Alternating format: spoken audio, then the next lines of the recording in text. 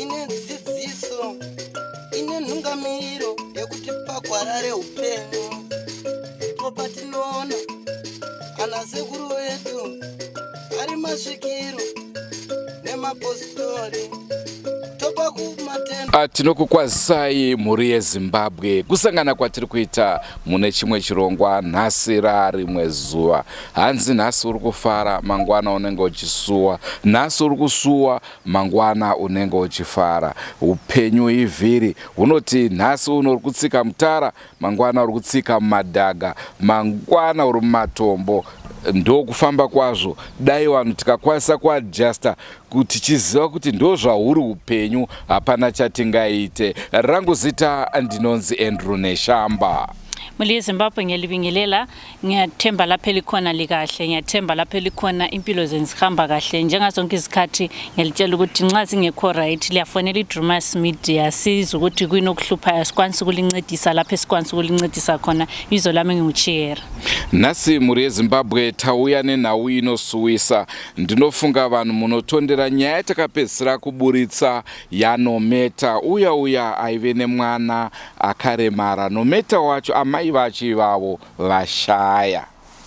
Muli yeZimbabwe namhla indaba esibuyela indaba ezisubuhlungu, indaba elokhe lakhathe sengiqeda mathe. Ngiyethemba liyakhumbula udaba esithe salukhipha silitshengisa ivideo last video yethu silicela ukuthi muli yeZimbabwe sicela ukuthi linjani likwanisa ukuthi lincedise uNomatter lo mntana wakho Sky, but hayi izolo sizwe njengamafoni ukuthi hayi uNomatter sesichile emhlabeni, usichile wasichiya lengane yakho Sky. Kasekho. Ndingati patakaita interview naNomatter takanonoka ne3 days kuburitsa nhau iyoyo, nekuti tanga takaona zvakakodzera kuti dzimwe nyaya dzitange dzaita sei dzabuda iyoyo yozobuda. Asi nguva yatakazoburitsa isusu nhau mangwana acho ndo patakanzwa kuti Nomatter makasara momuburitsa iye atoshaya kare. Saka zvinhu zvakatotikamadza kuti ko chii zvakare. Uye zveka ndoda kukutendai mhuri yeZimbabwe kuti vanhu vakawanda vanga vatibata vachiti tiri kuda kubatsira Nomatter, tiri kuda kumubatsira. Vanhu vanotosvika kuma20 vaitaura kuti tiri kuda kuti tipe ruyamuro kuna amai vemwana ava. Uyezve vamwe vangu vachiri kuuya, mumwe nhasi chaenda muudza kuti aiwa Nomatter haachisiko, ashayika. Now it matters. Zvakaoma veduwe. Muli yeZimbabwe mina ndithanda ukubonga imuli yeZimbabwe ukuthi lina lingabantu esikwaziyo ukuthi nxa sibuya labantu abafuna ukuncediswa siyakwazi ukuthi liyabuya liyaphendula ngokuhle, lilezandla ezilula ukuthi lincedise. Sathi sesiphumisile phela indaba kaNomatter sahlala 3 days singakayiphumisa amalanga amathathu ukuthi siphumise njani, njengoba liyakwazi ukuthi sebesilama schedule ukuthi siqale siphumise indaba ezaziqalile. Sithe sesiphumisa phela kaNomatter hayi safuna ukuthi hayi liphumisile indaba kodwa hayi uNomatter ubesedlulile. Kodwa ngesikhathi sona siqeda kuphumisa indaba kaNomatter abantu basebesibamba ukuthi sicelani innumbers kaNomatter sikwanisa ukumncedisa, sicelani innumbers kaNomatter sikwanisa ukumncedisa. Muli yeZimbabwe kibo bonke laba ababelesifiso ababefuna ukuthi bencedise uNomatter ngenhliziyo zabo zonke, ngani uNkulunkulu engalikhokelela, uNkulunkulu yakwazi ukuthi la lifuna ukumncedisa deep down. Sithanda ukubonga ngakho khonokho. Vazhinji vanotibata kuti sei mimi musina account yekuti tinogona kuisa mari. Pamunenge masvika paya pane vanhu vanoda rubatsiro mubatsira as long as zviri accountable. Hongu mashoko enyu takamanzwa, asi pane zvimwe zvinenge zvichitimisa kuti tisatange chirongwa chakadaro. Asi mushure mezvataona kuna Nomatter taona kuti zvinofanirwa kutoitwa as a matter of urgency. So muli yeZimbabwe kulabanye abantu abasibamba besibuza ukuthi hayi ngabe liyasifakela nje kube le account libenza ivule account elikuthi lingathola kule inhlupho ezinjalo liyathatha imali ku account lihambise komuntu umuntu odubekayo ezilongu lina lesikwazi ukuthi into zenjabe zikhanya ukuthi zivela ngaphi ziya ngaphi. Hayi sasilokhe kusilidondela nje indaba yangikhona but khathesi ngokubona ngesehlakalo esehlakaleleyo ngendaba kaNomatter sibona kuyinto okufanele nje siyenze njengamanje so. Saka tichangoti vaive vagara vanoda kubatsira garai matibata totongoisa mugroup togadzira group renyu rekuti tinozokurukura kuti tozvifambisa sei kuti tinge tichibatsira vaya vatinenge taona kuti ava vanotoda rubatsiro. Vakawanda although tichizotadza kuagriya kuti uyu anoda rubatsiro uyu haadi rubatsiro. Sagogo kwamusami vanhu vaitaura kuti aiwa siyai zvife nekuti havanzwisise. Vamwe vachizoti aiwa zvinoda kuti vanhu vakadaro vaita sei vabatsirwe. Pfungwa ndo dzinozosiyana asi chokwadi ndechekuti panofanirwa kunge paine mariwo yatinoti munhu anenge awirwa nedambudziko rakadai so tinge tichiita sei tichibatsira.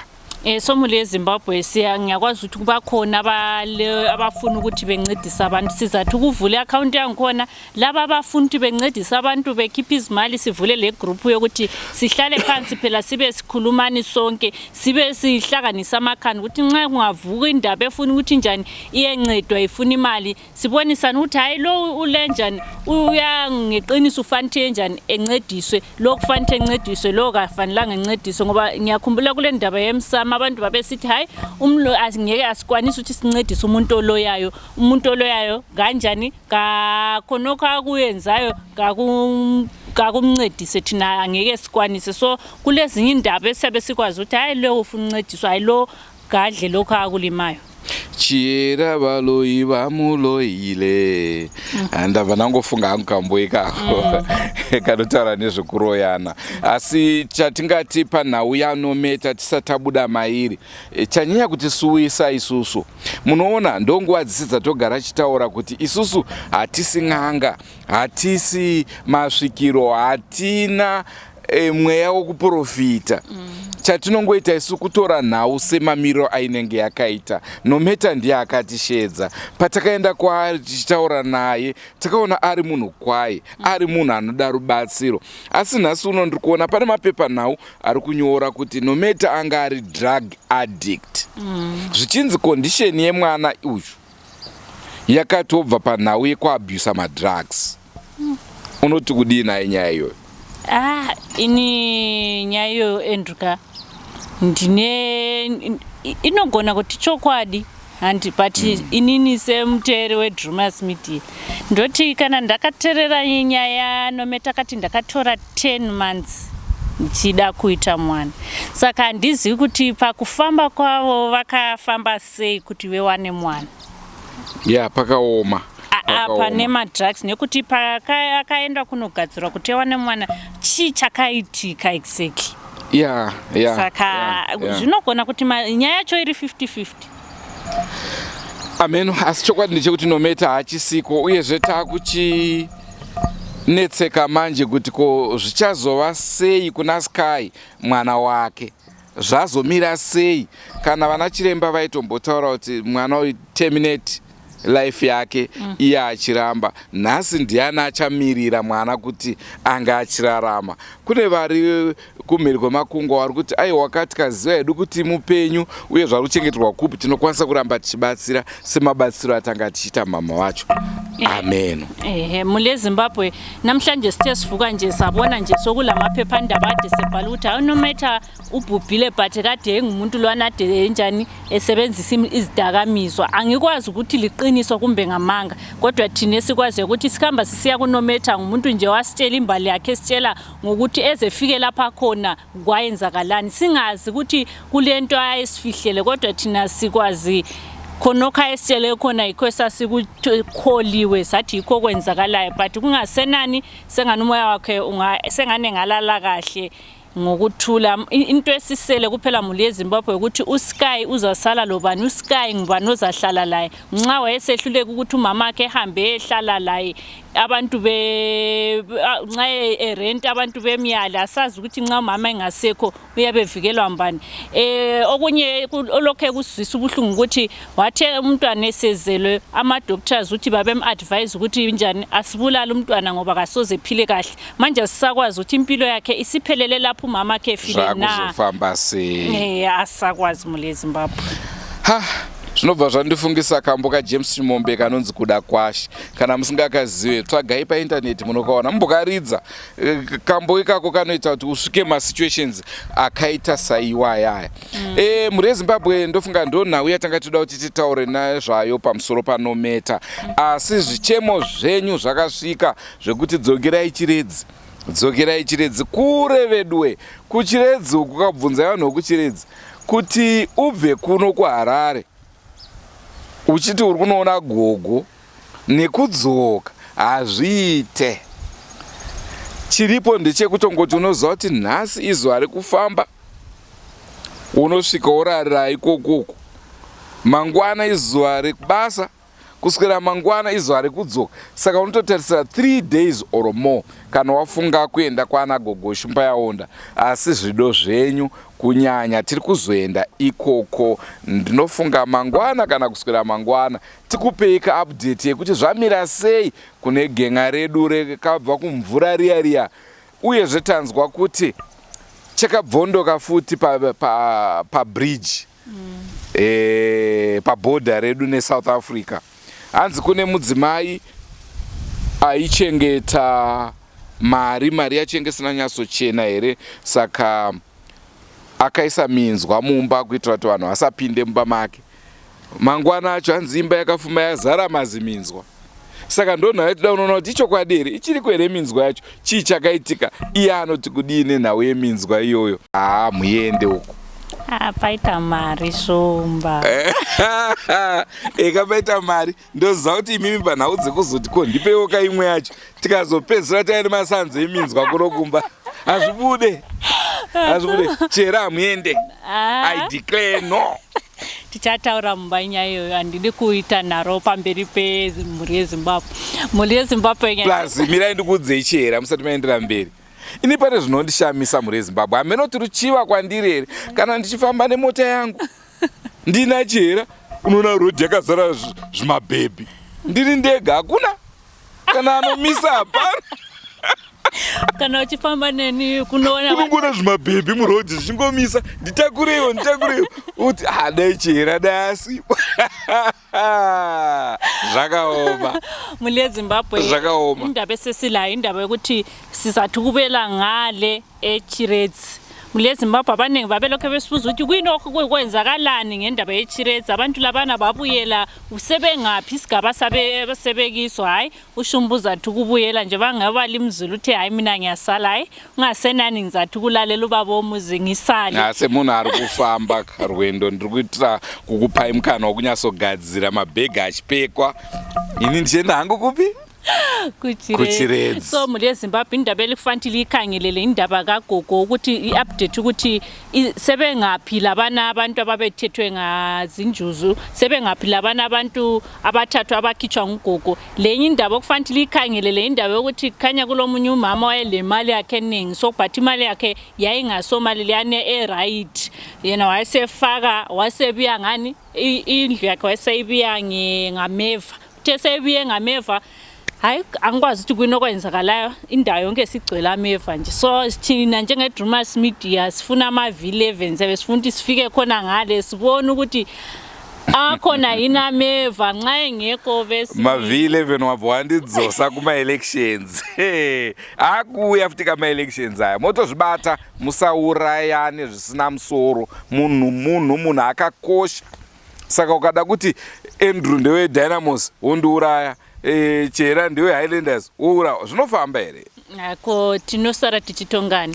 You know. So mhuri yeZimbabwe ama-elections sebuya, ngiyakwazi litaba iningi sithabila, iningi kulento esizikhangeleleyo, but ukuthula sivoteni ngokuthula, sibe ngabantu abansunda balokuthula, sihlale silokuthula, singabulalana siyabe siyakhokhela abantu.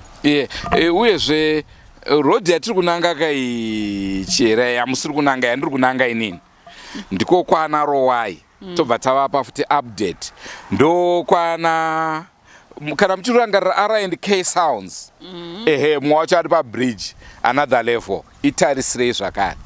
So mule Zimbabwe lizathola futhi ukuthi update kaRowai kuti sengapi, lizathola futhi another level we-R&K sound.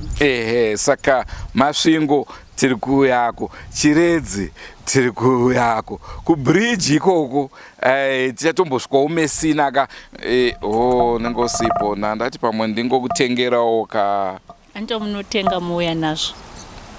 But munonetsa kachera makuti ndozvawanditengera izvozvi saka ndichida kuti ndichafunga zvakanaka pamwe tingangoenda tese.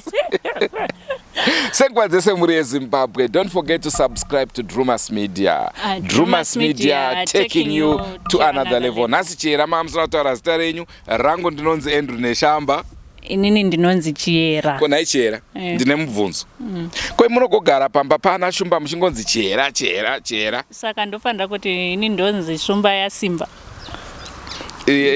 yaSimba. Nekuti kuna shumba yaonda. Aiwa mungori masivandazve. Makutora kamutupo kwana shumba. Moda uramba mungonzi Chiyera pamba pana shumba. Simbisa. Ameno muri yeZimbabwe zvinoreve izvozvo pachatonzi pana Chiyera izvo zvinonzwa vamwe kutonditi Chiyera inini panorohwa munhu. Ngatisanganei muri yeZimbabwe mune zvimwe zvirongwa zvakasiyana siyana. Tisati taendaka ndesecret changa chakabvondoka kudare rekushambva kwamambo Bushu. Changa chakabvondoka. Mule yeZimbabwe lakwazi indaba zethu azipheli kodwa lihlale likwazi ukuthi idale kule dale kulezinye ezithisa ezibuyayo idale lika lenduna uBushu hayi likhangelela indaba. Asi Chiyera inini nyaya yekahana kadiki ka 2 gig nyaya hombe yandoda kuti vanhu vatarisire yakandivhiringidza mafungiro ndemusikana kana kuti mudzimai akatukwa akaona zvakakodzera kutora ropa riya revanhukadzi vanenge vari kunguva yavo ndokuritora kwakunorimwaya kumeso hanzi nekuti ndiwo uri kundiroya pamwe rinofumura here hameno. Zvakaoma asi musaite zvokufungidzira tinenge tiinawo pachirongwa zvizuva zvishomazva vakangopedza chete vana Tando kuedita aiwa tokupakurirai asi chimwe chinotikanganisa kukupai nenguva ndio nyaya dzekufamba kaidzi tinenge tiri ngori murodhi saka zvimwe zvinopedzisira zvanonoka.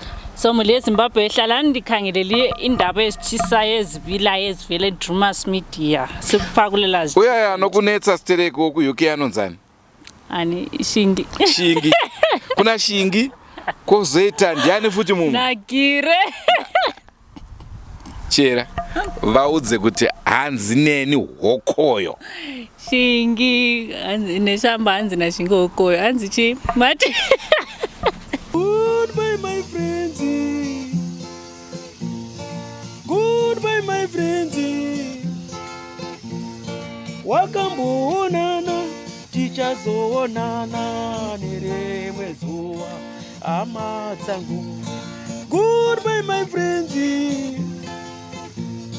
Goodbye my friends.